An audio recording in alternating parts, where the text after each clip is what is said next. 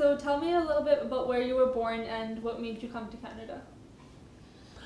I was born in Dosanjh back in 1946, actually. I was raised there for a long time, and then I came to England because I wanted to get away, trying to educate myself and run away from a father who was loving but tough. And I found a way of coming to England, and that's how I came. We weren't very rich, but I wanted to go to a different college, and he couldn't afford to send me to one. And then I lost interest in school and recreated that interest and did all sorts of stuff, but then finally found a way of coming out. What were some of the struggles that South Asians were facing around the time you arrived here in Canada? Well, when I came to Canada, interestingly enough, it was a very small community, 1968. I came to England in 1964, and then I came here in 1968. It was a very small community. It was a total of 40 or 50,000 South Asians in the whole of BC, and about 15, 20,000 in the sort of the Vancouver area. And most of them concentrated in the southeast Vancouver. There were very few educated people, professionals, but there were medical doctors, engineers. You could count them on fingertips. They were well integrated into society. Most of them spoke some English, and when they were walking around town, other than their skin colors, you couldn't tell much difference, unless, of course, people were wearing turbans, and there were very few of them at that time. What were some of the issues at that time? Mm-hmm. It was a very small community. There really weren't that many issues. There was racism every now and then. You had racist incidents on buses and the like occasionally, and people argued about it, and people raised their voices and met police and met other government officials, had public meetings. But that went on into the early 70s. But other than that, I think it was a small community. It was well integrated. I think it was more integrated into the larger society than there are people today. In your book, you mentioned when your father was visiting here, him and your sister-in-law would go to farms. Yeah, he went to farm a couple of times, but he came back with stories that were rather disturbing. People didn't have good water to drink, didn't have places where they could relieve themselves, didn't have any time off for lunch or something, or you could have lunch, but there were no set time. You were doing piecework, and I think there were no health and safety regulations didn't apply to farms at that time, or farm workers. And it was my Papiji, my sister-in-law, who actually used to go to the farms before she got married to my brother. And it was with her that my father went to the farms a couple of times to see if he wanted to do that work. And he came back and he said it was back-breaking work. He didn't want to do it. And we didn't want him to do it anyway. But he then, that's what actually raised my awareness about what was going on the farms. And so several years later, as I was at law school, I bumped into a man through BC Federation of Labour who found out that I was interested in these issues and hooked up with me. And he and I and Rami's brother, one of Rami's brothers, we went to the farm. And we called the most notorious farm contractor that we knew and asked him to pick us up in South Vancouver at a particular place. So we were there, 3-4 of us, and in the morning, I was quite well known even then in those days in the community. I had a couple of days of stubble and took off my glasses, put on a cap so that people wouldn't recognize me, and we were herded into a big industrial van with lots of benches inside, but no real seats, and no windows either at the back or on the sides, except the passenger and the driver windows. And the benches had barely enough space for our legs to be bumping against each other. And there was no, essentially I felt suffocated. I thought I was in hell on wheels. But it took us to the farm. It was a very uncomfortable ride. And we got there and we started working. There was, when we were working, we were trying to talk to the farm workers actually more than we were picking berries, because we wanted to know how they were transported, what they were paid. And many of them had said that they hadn't been paid yet for several weeks. And some of them didn't want to work for the contractor anymore, but they were working for the contractor because they realized that if they stopped working, they might not get paid at all. So they were kind of throwing good money after bad to see if they could collect all of it.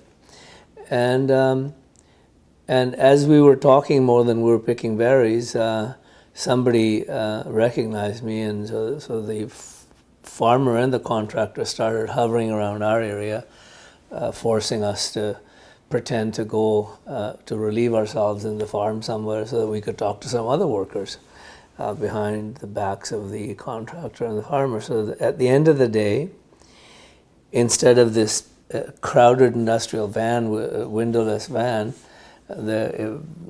we were brought back to Vancouver in a huge brand new school bus, and they had good windows, and you could breathe properly and sit like human beings. And we asked the contractor to pick us up the next day in the same spot. He never showed up, and we never got paid. That was my experience. We realized that, you see, in those days the health and safety regulations didn't apply to farms. Labor legislation didn't apply to farms. Employment standards legislation didn't apply to farm workers. So they essentially had no rights. They were in a master-servant relationship. Minimum wage didn't apply to them. And if I'm the farm worker and you're the contractor or the farmer, I'm at your mercy. You'll pay me, not pay me. And sometimes you'll just say, oh, I'll give you some money, I'll give you some more unemployment insurance weeks contributions so that you can get unemployment insurance payments when you're not working, because it's all seasonal work mostly. So that was my understanding. And then we also had a couple of students who wanted to do some investigation as to whether you could do a union in the farms. And they talked to us and many others, and they decided that they couldn't, that the most feasible type of union would be a hiring hall, like the Longshore Teamsters, where you have the union supplying the labor to a particular employer or set of employers. That the regular union won't work because it's seasonal work. And seasonal work, you can't have industrial unions with seasonal work. It's very hard because the workers change. They're not the same workers year after year, and you don't work all the year. So it was very difficult. But then we set up what was called the Labor Advocacy Research Association, which had 4 or 5 people on its board. I was one of them. I was a law student at that time. And we started assisting farm workers to collect their wages from their money from their contractors or the farmers, and any other kind of things that we could take to small claims courts. And in the meantime, we had started talking to International Woodworkers of America, other unions, to see, because they had a large percentage of their membership was Indo-Canadian or South Asian. And we thought they might be interested in organizing Indian farm workers here. And we started talking to them, and they showed interest, but they didn't bite. So we then went back to our work of trying to represent these workers in the courts and stuff, and trying to argue for their rights. In the meantime, there arose a Canadian Farm Workers a Canadian farm workers organization, or organizing committee it was called. And they then told us, and we would go to their stages and support them because we were known as advocates and they were not yet known, and we would support them because we weren't organizers. And in the process, they then became a farm workers union eventually, which lasted a few years and then it kind of died. Because it was my view that my view was correct, which is that you can't have an industrial union, a regular kind of union for the farm work, because you don't have regular workers. These are seasonal workers. They work one year and not work the next. We could have had a hiring hall situation if you had people who organized a movement and said one year at the beginning of the year, we will make sure all the farm workers boycotted the farms, and within a week or two, the farmers and the contractors would be coming to you and saying, please work for us. That's when you get into contracts. Say, from now on, here on in, we will supply you labor. It would be a non-profit organization that sits there and then supplies them labor, just like the longshore people. But that didn't come to pass. And now, in the meantime, the NDP government, back in the 90s, of which I was part, provided organizing rights and employment standards and piece rates and minimum wage requirements for farm workers. I think minimum wage applies to farm workers. I'm not so sure, actually. No. Not at this time. What made you decide to go to law school? What made me go to law school? Well, 3,200 unemployment people on the unemployment rolls that had PhDs. And I had already had admission to go to Carleton to do international relations after my BA. And Remy also argued with me one day. We were arguing in the car about, with each other about something. And she said, you could never make a lawyer. She won the argument, at least that one. And I said, well, I'll show you. I was already thinking about the fact that if I eventually did my PhD, I'll join one of those 3,200 unemployed PhDs that were in Canada at that time. And I wanted to make a living, and I decided I'll go into law. That's what happened. Tell me about your time giving free law information on a weekly radio show after being admitted into law school. Oh, it was just a sheer coincidence. I was in first year law, and this chap was in second year law, and he bumped into me at law school, and he was working for, at that time, what was called the Legal Services Commission of British Columbia.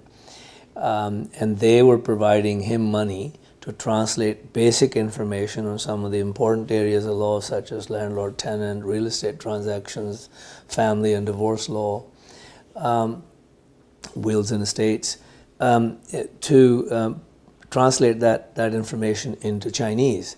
And he would relay that and broadcast that information on a radio station called CJVB at that time. This was 1974. And he asked me, I guess they must have asked him, that we want to have some Punjabi-speaking person do the same. So he would give me basic legal information in English, and I would translate it into Punjabi and then read it on air at the radio station CJVB on Richard Street at that time, long time ago. And I would do that about, I think it was 2.5 minutes twice weekly, and I would go and record those things once a week or once every couple of weeks. And then Sushma, who still runs one of the radios and television programs, she was the programmer at CJVB. She would run the show. And how do you think the translation helped the South Asian community? I think that was the first time the South Asian community was given basic information without asking. for some of the basic legal issues. I think many people were happy. Some people were unhappy. What like I provided information on many issues: landlord-tenant, real estate, wills and estates.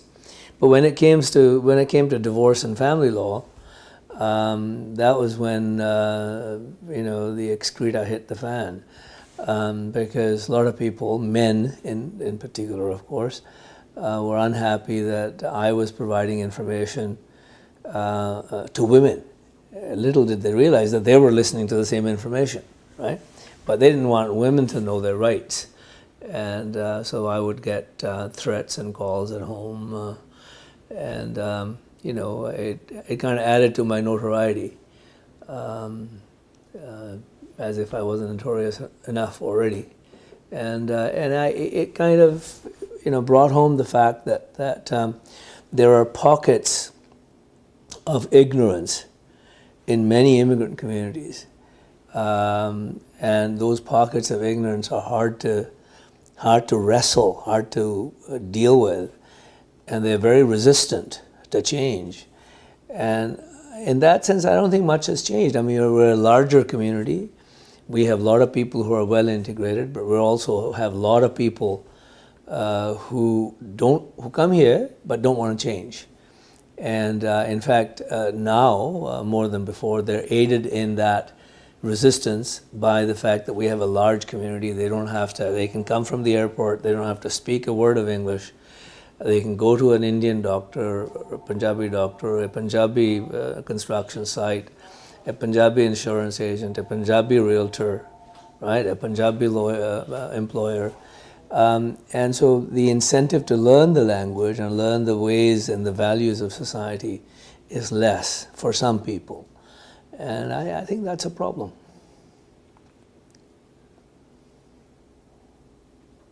When you were articling student in the book, you mentioned that the DNV Janitorial versus the Trade Practices Act in '77 case, it stood out to you. Why was that case so important? Oh, well, that book that you're talking about was written by my friend Doug Wellbanks, who used to work for Director of Trade Practices at that time, and he knew about the case. The DNV Janitorial was a case to do with janitorial workers. These companies would go solicit contracts from different building owners, landlords, to clean their buildings. Then they would sublet those contracts for a lesser price to for a price to somebody else who would actually clean the place, and in the process they would make money, and they would have a lot of clauses in their contracts with the subcontractors so that they could dismiss them anytime they want. And so they would, for instance, owe them, let's say, $5,000 for 2 months or 3 months of cleaning or 5 months of cleaning, not pay them and then just dismiss them and hire somebody else. And so they would go through serial subcontractors, and the subcontractor would be left out of pocket because they would have to pay up front to buy the contract, and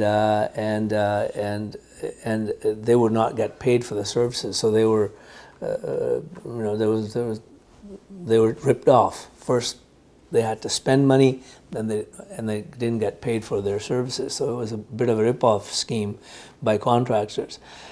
I was active in the farm workers, and people knew that I was going to become a lawyer, and I was an articling student at that time. Some of the people who are still friends with me now and brought some of these contractors to me, and we talked to them, and the company they worked for, or they subcontracted for, was DNV Janitorial. And I took their case to the Trade Practices Director of Trade Practices because I knew about the law. It was a new law. It was a new law that had been brought in by the NDP between 72 and 75. I'm now talking about 76. So it was a brand new law. I was aware of it, and I told them that this was very important for these workers, and these are deceptive trade practices that these people are engaged in. And we were able to sue and win that case. Workers didn't get any money by the time we won the case. The company had kind of, gone bankrupt and didn't pay. But the fact is, an important precedent was set. There was a lot of awareness on the part of the workers, and they were eventually, I think, those subcontracts over time simply disappeared as people became aware that that was not the way to buy a job. Essentially, that's what they're doing. And I'm assuming like a lot of the workers were immigrants. Oh, all of the workers were immigrants who didn't speak much English. They were Punjabi.